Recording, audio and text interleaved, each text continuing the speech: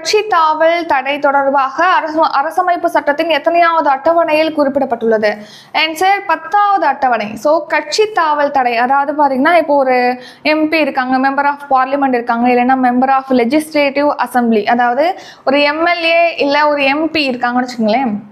அவங்க வந்து இப்போ கரண்டா இருக்க கட்சியை விட்டுட்டு வேற ஒரு கட்சிக்கு தாவுறாங்க, மாறுறாங்க. அப்படிங்கிற பட்சத்தில் அவங்கள தகுதி நீக்கம் செய்வதற்கு தொடர்பாக இந்திய அரசமைப்புடைய 10வது அட்டவணையில் வந்து இந்த கட்சி தாவல் தடை சட்டம் தொடர்பாக மென்ஷன் பண்ணியிருப்பாங்க.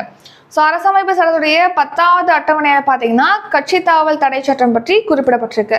அதாவது ஒரு கட்சியிலேருந்து இன்னொரு கட்சிக்கு வந்து ஒரு எம்பியோ எம்எல்ஏவோ வந்து போறாங்க அப்படிங்கிற பட்சத்தில் அவங்கள தகுதி நீக்கம் செய்வது தொடர்பாக தான் இந்த 10வது அட்டவணையில் வந்து மென்ஷன் பண்ணியிருக்காங்க, குறிப்பிட்டிருக்காங்க.